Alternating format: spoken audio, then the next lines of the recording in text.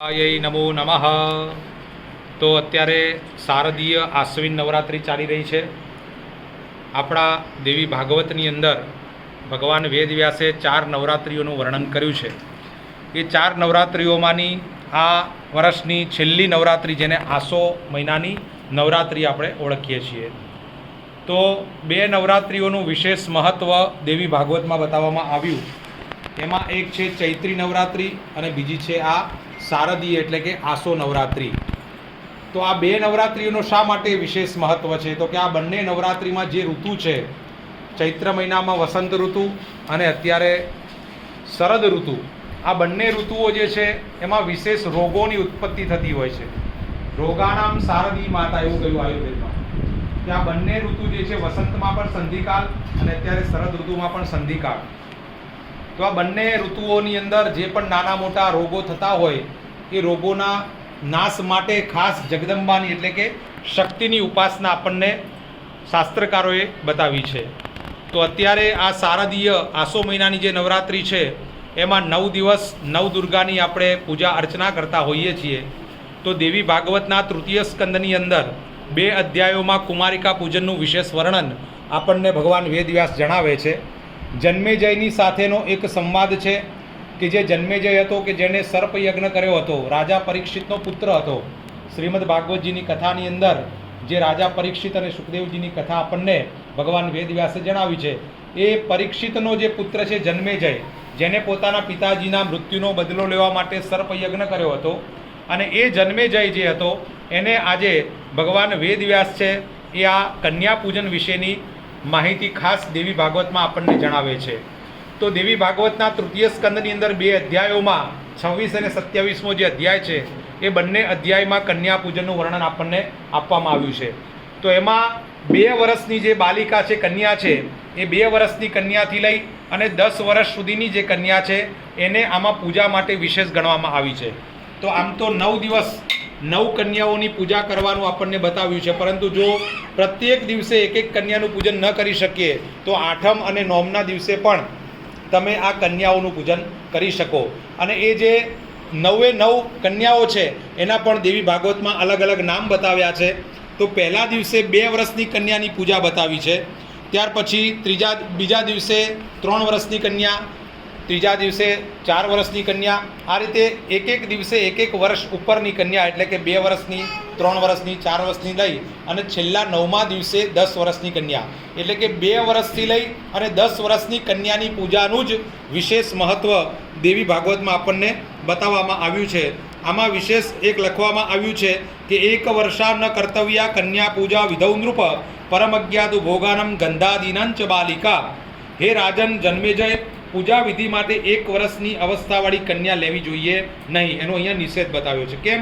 તો કે એ જે 1 વર્ષની નાની બાલિકા હોય એને કોઈ વસ્તુનું વિશેષ જ્ઞાન હોતું નથી, માટે ભોગ્ય પદાર્થો વગેરેનું તેને જ્ઞાન નથી હોતું, માટે 1 વર્ષની કન્યાનો અહીંયા નિષેધ બતાવ્યો છે। માટે 2 વર્ષથી લઈ અને 10 વર્ષની કન્યાનો વિશેષ પૂજા કરવી એવું અહીંયા બતાવવામાં આવ્યું છે।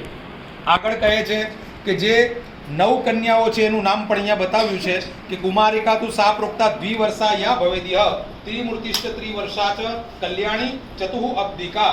એટલે કે જે 2 વર્ષની કન્યા છે એને અહીંયા અલગ અલગ કુમારિકા વગેરે નામથી અહીંયા બોલાવવામાં આવે છે। એટલે 2 વર્ષની કન્યા હોય તો એને કુમારિકા શબ્દથી એનું ઉચ્ચારણ કરી એની પૂજા કરવી। 3 વર્ષની કન્યા હોય તો એને ત્રિમૂર્તિનું નામ બતાવવામાં આવ્યું છે। 4 વર્ષની કન્યા હોય એને કલ્યાણી કહેવામાં આવી છે।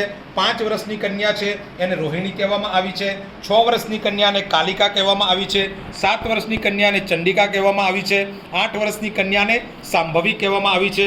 9 વર્ષની કન્યાને દુર્ગા એવા નામથી પૂજા કરવાની, અને 10મા વર્ષની જે કન્યા છે એને સુભદ્રા આ નામથી બોલાવી અને એની 9 કન્યાઓની પૂજા કરવાનું વિશેષ વિધાન આપણને ભગવાન વેદવ્યાસ દેવી ભાગવતમાં બતાવી રહ્યા છે। તો આ 9 જે કન્યાઓ છે એ 4 વર્ણની, બ્રાહ્મણ, ક્ષત્રિય, વૈશ્ય અને શૂદ્ર, આ 4 વર્ણની કન્યાઓની પૂજા આપણે અહીંયા કરી શકીએ છીએ એવું અહીંયા પ્રતિપાદન કરવામાં આવ્યું છે। તો નવરાત્રિ દરમિયાન 9 દિવસ અલગ અલગ જગદંબાના 9 સ્વરૂપોની આપણે પૂજા કરીએ છીએ। પ્રથમમ શૈલપુત્રી ચ, દ્વિતીયમ બ્રહ્મચારિણી, તૃતીયમ ચંદ્રઘંટેતિ, કુષ્માંડેતિ, ચતુર્થકમ પંચમમ સ્કંદમાતેતિ ષષ્ઠમ કાત્યાયનીતિ ચ સપ્તમમ કાલરાત્રિતિ મહાગૌરીતિ ચાષ્ટમમ નવમમ સિદ્ધિદાત્રી ચ નવદુર્ગા પ્રકીર્તિતા. આ નવરાત્રિના જે 9 દિવસ છે એમાં 9 દુર્ગાની પૂજા છે. પ્રથમ 3 દિવસ મહાકાલીની પૂજાના બતાવ્યા, મધ્યના 3 દિવસ ચોથ, પાંચમ અને છઠ એ મહાલક્ષ્મીની પૂજાના છે, અને સાતમ, આઠમ અને નોમ આ 3 દિવસે સરસ્વતીની ઉપાસનાના આપણને બતાવવામાં આવ્યા છે. વિશેષ 5 વિશેષતાઓ નવરાત્રિમાં જે બતાવી કે 5 પ્રયોગો દ્વારા 5 પ્રકારની ઉપાસનાઓ દ્વારા આપણે જગદંબાની પૂજા કરી શકીએ છીએ. એમાં સૌથી પહેલો જે પ્રકાર છે એ જપ યજ્ઞ અથવા તો ધ્યાન. માતાજીના બીજ મંત્રનું તમે ધ્યાન કરો, માતાજીના અલગ અલગ પ્રકારના સ્વરૂપોનું ધ્યાન કરો તો એનાથી પણ માતાજીની પૂજા થાય છે. બીજા નંબરે જે બતાવવામાં આવ્યું છે એ નવરાત્રિની અંદર ઘટ સ્થાપન એટલે કે જવારા વાવી અને ઘડાની પૂજા આપણે જે કરીએ છીએ એ ઘટ સ્થાપન દ્વારા પણ જગદંબાનું ઘડાની અંદર આવાહન કરી જવારા વાવી અને એની પણ આપણે ઉપાસના કરી શકીએ છીએ. ત્રીજા નંબરે બતાવવામાં આવ્યું છે કે ષોડશોપચાર વગેરે અલગ અલગ પ્રકારની પૂજાઓથી પણ માતાજીને ભોગ સામગ્રી અર્પણ કરી અને માતાજીની આપણે પૂજા કરી શકીએ. તો એ ત્રીજો પ્રકાર છે. ચોથો પ્રકાર બતાવવામાં આવ્યો છે કે માતાજીનું આ કન્યા પૂજન. તો વિશેષ 9 કન્યાઓની પૂજા જે બતાવવામાં આવી એ કન્યા પૂજન દ્વારા પણ જગદંબાની પૂજા આપણે કરી શકીએ છીએ. અને પાંચમો પ્રકાર છે એ નૃત્ય એટલે કે ગરબા દ્વારા. તો જગદંબાની જે પૂજા છે એ નૃત્ય દ્વારા, ગરબા દ્વારા પણ આપણે કરી શકીએ છીએ. જે આખું નાડી વિજ્ઞાન આપણને બતાવવામાં આવ્યું છે કે જ્યારે આપણે ગરબા ગાઈએ છીએ ત્યારે આપણો એક પગ આગળ જાય, પાછળ જાય, આગળ જાય, પાછળ જાય, તો એના દ્વારા આપણી સુષુમ્ના નાડી છે એ વખતે એક્ટિવ થતી હોય છે. અને સુષુમ્ના નાડી જ્યારે એક્ટિવ થાય, બંને નસકોરોમાંથી જ્યારે આપણે શ્વાસોચ્છ્વાસની ક્રિયા લઈએ છીએ ત્યારે આપણે જે શબ્દનું ઉચ્ચારણ કરીએ એ પ્રમાણેની ઘટના આપણા જીવનમાં બનતી હોય છે. તો આ 5 પ્રકાર નવરાત્રિના જગદંબાની ઉપાસના કરવા માટેના બતાવ્યા છે. તો આજે